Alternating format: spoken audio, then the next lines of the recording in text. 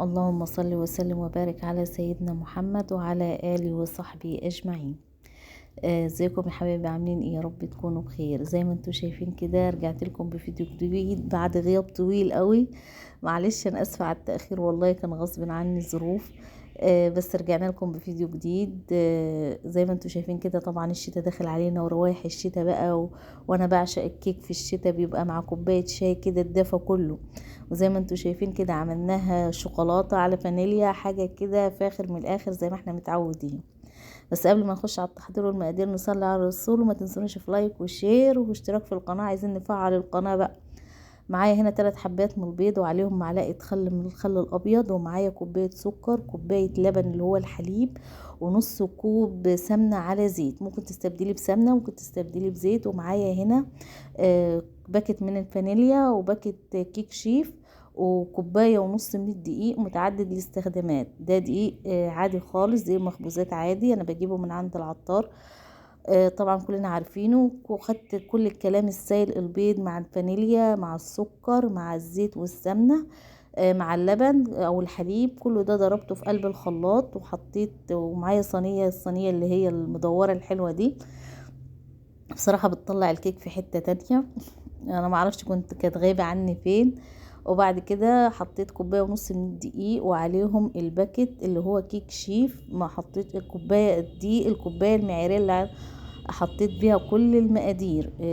بصراحة ما حطيتش ولا نقطة دقيق تانية، وحطيت ذرة ملح. ومعايا هنا معلقتين من الكاكاو الخام، ممكن كاكاو اسباني، كاكاو عادي، ما فيش اي مشكلة، متوفر عندك. ومعايا هنا معلقتين كنت مخليهم من كوباية الحليب. هضرب الكاكاو الخام كده افكهم مع بعض عشان ما يعمليش تكتلات في العجينة، طبعا زي ما انتوا شايفين كده.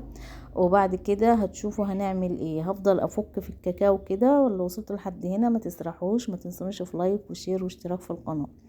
انا معايا هنا الصينيه، طبعا انا دهناها مسحه من السمنه بسيطه ومبطناها بدقيق. ده ما بخليهاش تلزق خالص، وبتبقى بصراحه الكيكه ما بتلزقش في الصينيه، بتبقى تحفه.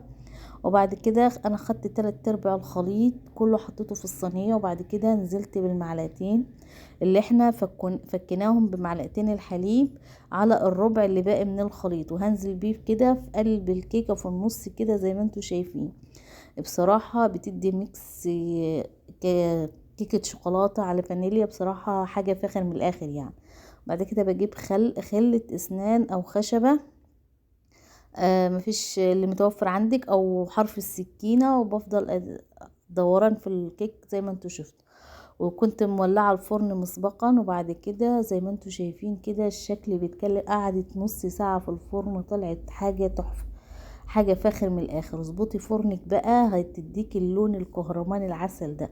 طالعة منتفخة ولا مايلة ولا اي حاجة، حاجة كده بتتكلم عن نفسها بصراحة. بصراحة كانت والريحة بقى مش قادرة اوصف لكم. ريحة الكاكاو مع الفانيليا عامل ميكس روعة. قوموا بقى تشجعوا كده واعملوها. احنا خلاص دخلنا على الشتاء، مش هتاخد معاكي 10 دقايق وهتعملي احلى كيك شوكولاتة على فانيليا، حاجة كده فاخر من الاخر. تنفع لضيوفك، تنفع لاعياد الميلاد، تنفع معاكي بكل الطرق. بصراحة دي حاجة، بصراحة انا بعملها دايما كده، بتطلع معايا تحفة. وبعد كده قطعتها وحطيتها في قلب الطبق كده، عملت كمية حلوة قوي. شايفين الكيك عبارة عن حاجة كده اسفنجية، بتتكلم عن نفسها قدامكم. بمسكه بايدي كده بتتلم معايا، حاجة كده فاخر من الاخر. لو وصلت لحد هنا ما تنسونيش في لايك وشير واشتراك في القناة عشان يوصلكم مني كل جديد. وانا اسفة مرة تانية على التأخير، واشوفكم على فيديو جديد، والسلام عليكم ورحمة الله وبركاته.